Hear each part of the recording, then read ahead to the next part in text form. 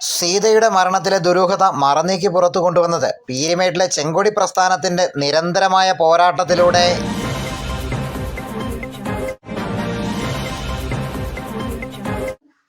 പീരുമേട് തോട്ടാപ്പുര മീൻമുട്ടിവലത്തിൽ വനവിഭവങ്ങൾ ശേഖരിക്കാൻ പോകുന്നതിനിടെ കാട്ടാനയുടെ ആക്രമണത്തിൽ കൊല ചെയ്യപ്പെട്ട സീത എന്ന ആദിവാസി യുവതിയുടെ മരണത്തിലുണ്ടായ ആശങ്കകൾക്ക് പരിഹാരമാവുകയാണ്. സീതയുടെ മരണം കാട്ടാനയുടെ ആക്രമണത്തിൽ തന്നെയെന്ന നിഗമനത്തിൽ അന്വേഷണ ഉദ്യോഗസ്ഥർ എത്തിച്ചേർന്നിരിക്കുന്നു. വനം വകുപ്പിലെ DFOയും പീരുമേട് താലൂക്ക് ആശുപത്രിയിലെ ഫോറൻസിക് വിഭാഗം മേധാവിയും മുഖ്യധാരാ മാധ്യമങ്ങളും സീതയുടെ മരണം കൊലപാതകമാക്കി തീർക്കുന്നതിനും ഭർത്താവ് ബിനുവിനെ പ്രതിസ്ഥാനത്ത് നിർത്തുന്നതിനും വലിയ ശ്രമങ്ങളാണ് നടത്തി വന്നിരുന്നത്. സീതയുടെ മരണം നടന്ന അന്നു തന്നെ ഈ പ്രദേശങ്ങളിൽ കാട്ടാനയുടെ സാന്നിധ്യമില്ല എന്ന മാധ്യമ പ്രസ്താവന കോട്ടയം DFO മാധ്യമങ്ങൾക്ക് മുമ്പിൽ അപക്വമായ പ്രസ്താവന നടത്തിയിരുന്നു.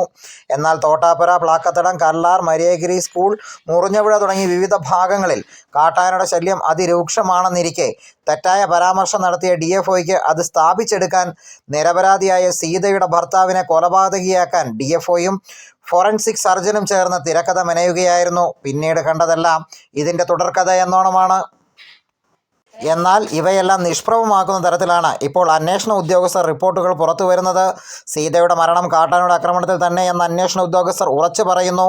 സീതയുടെ മരണം സംബന്ധിച്ച അന്വേഷണം കുറ്റമറ്റമാക്കുന്നതിനും ബിനു നിരപരാധിയാണ് എന്ന് കണ്ടെത്തുന്നതിനും ആദ്യഘട്ടം മുതൽക്ക് തന്നെ ബിനുവിന് വേണ്ടി ശബ്ദമുയർത്തിയത് പീരുമേട്ടിലെ മുഖ്യധാര രാഷ്ട്രീയ പ്രസ്ഥാനമായ CPIM ആണ്. ഫോറൻസിക് സർജന്റെ വാദങ്ങൾ വിശ്വസനീയമല്ല എന്ന് CPIM ആദ്യം തന്നെ വ്യക്തമാക്കിയിരുന്നു. കൊല്ലപ്പെട്ടത് കാട്ടാന ആണെന്നുള്ള സത്യാവസ്ഥ കൈരളി ചാനലുകാരും പീരുമേട് ലൈവ് ആണ് പുറം ലോകത്തോട്ട് അറിയിച്ചത്. എങ്കിൽ പോലും മറ്റുള്ള എല്ലാ ചാനലുകാരും എന്നെയും എൻ്റെ പിള്ളേരെയും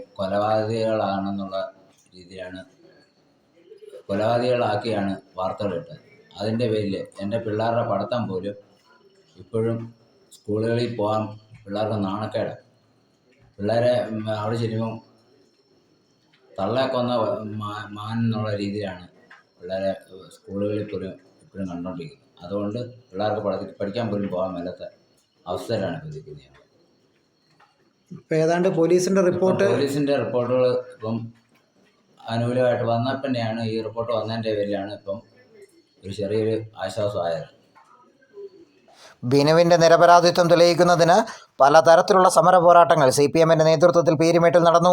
ഇതിനെല്ലാം നേതൃത്വപരമായി പങ്കുവഹിച്ചുകൊണ്ട് CPMൻ്റെ ഇടുക്കി ജില്ലാ secretary CV വർഗീസും CPMൻ്റെ പീരുമേട്ടിലെ അമരക്കാരായ R Thilakan, R Dineshan, S Sabu, VS Prasannan തുടങ്ങിയ CPMൻ്റെ പ്രമുഖ നേതാക്കൾ രംഗത്ത് വന്നു.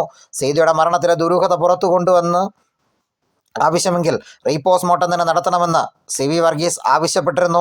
ഇത്തരത്തിൽ CPM നടത്തിയ അക്ഷീണമായ പോരാട്ടങ്ങളുടെ ഭാഗമായാണ് സീതയുടെ ഭർത്താവ് ബിനുവിനും കുടുംബത്തിനും ഇപ്പോൾ നീതി ഉറപ്പായിരിക്കുന്നത്.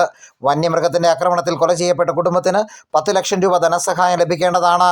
എന്നാൽ നിയമച്ചരടിൽ കുരുങ്ങി ആ തുക തുലാസിലായിരുന്നു. ഇപ്പോൾ സീതയുടെ കുടുംബത്തിന് അർഹമായ നഷ്ടപരിഹാര തുക ലഭിക്കും എന്ന് ഉറപ്പായിരിക്കുകയാണ്. തൻ്റെ നിരപരാധിത്വം തെളിയിക്കുന്നതിന് തൻ്റെ കുടുംബത്തിനൊപ്പം നിന്ന CPIM എന്ന മഹത്തായ പ്രസ്ഥാനത്തിനും കൈരളി ചാനലിനും പീരുമേട് ലൈവിനും ബിനുവിൻ്റെയും കുടുംബത്തിൻ്റെയും നന്ദിയും കടപ്പാടും അറിയിച്ചു. News desk, Peermade live.